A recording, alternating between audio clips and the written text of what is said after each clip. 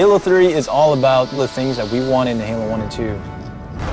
The brutes they were added in a little too late, I think.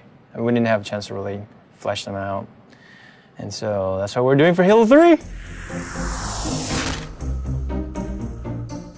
Nailing the flavor for a character is often very difficult. You sort of have to feel it out as you go.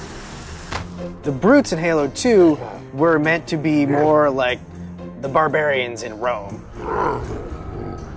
And we wanted the brutes to typify that abusive, evil invader.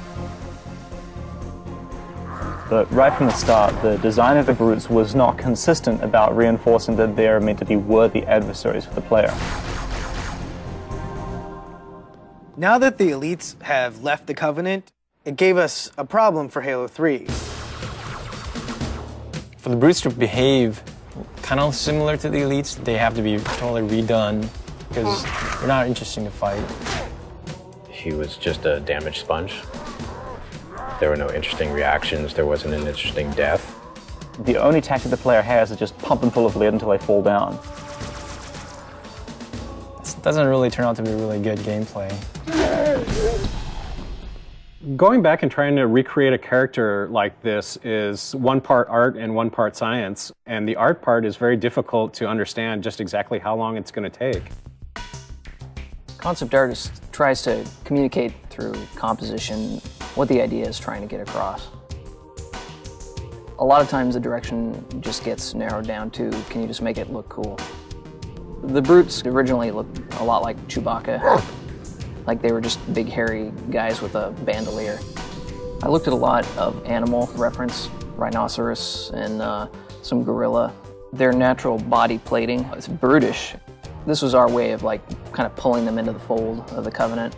They've got kind of ancient looking buckles and gauntlets and leather straps holding all that stuff together, making them a little more serious bad guy, I hope. Everything the character does, whenever the character moves, we've created an animation for it.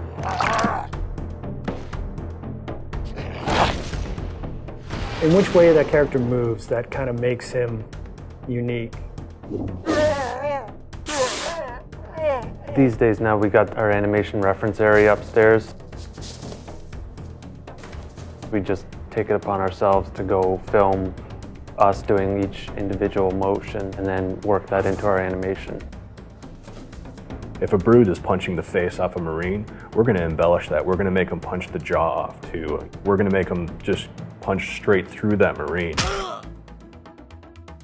God damn, that looked like in real life. I was just like, geez, that was awesome.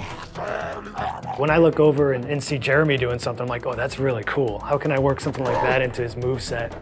It's exciting to see what Jeremy does tomorrow and what Bill does the next day. It's always a new... Me too. But not John. No, not so much me. No. Nobody likes John. Players who are familiar with the brutes from Halo 2 will notice that these brutes are fully armed, fully equipped, and are not going to be pushovers.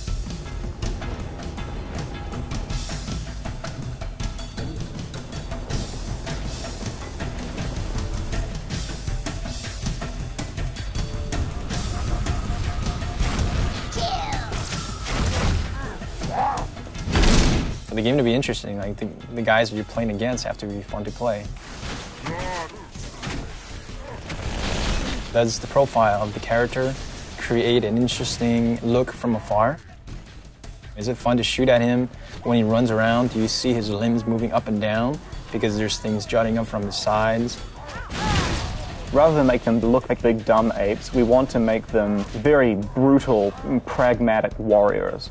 And that's really informed a lot of the visual design.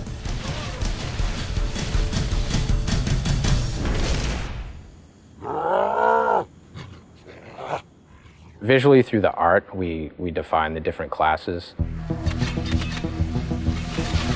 The standard brute has just as normal armor with a very standard helmet. The brute captain has a much bigger headdress. And then the brute chieftains have very elaborate headdresses and very elaborate shoulder pads and armor on them. The interesting thing with some of the ideas that we came up with is not only do we need to figure out how the brutes interact with the other Covenant, but also how brutes interact with brutes. And we developed the idea of the brute pack. What makes it feel like two characters are aware of each other, deciding to do the same thing at the same time?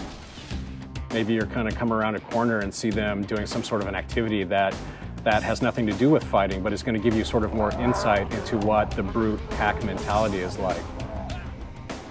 We have this really brutal behavior now, which is just the chieftain saying, everybody throw a grenade, and as a result, a second later, you have grenades flying at your face. That's always going to give the player a little bit of an adrenaline rush that, oh my god, now this guy's right up in my face, I have to back up and hit him hard. When the players kill him, they're like, oh man, I had to kill that guy. And then they go around a corner and there's like 4 more of them standing there, right? And they're like... I think the brutes bring out sort of the indignant, self-righteous aspect of a lot of players. So I'm hoping to hear a lot of, take that, and I can't believe that you have invaded my planet and I'm going to throw you off. And we hope to really bring people into the character and the drama of the situation by putting them up against these really brutal characters.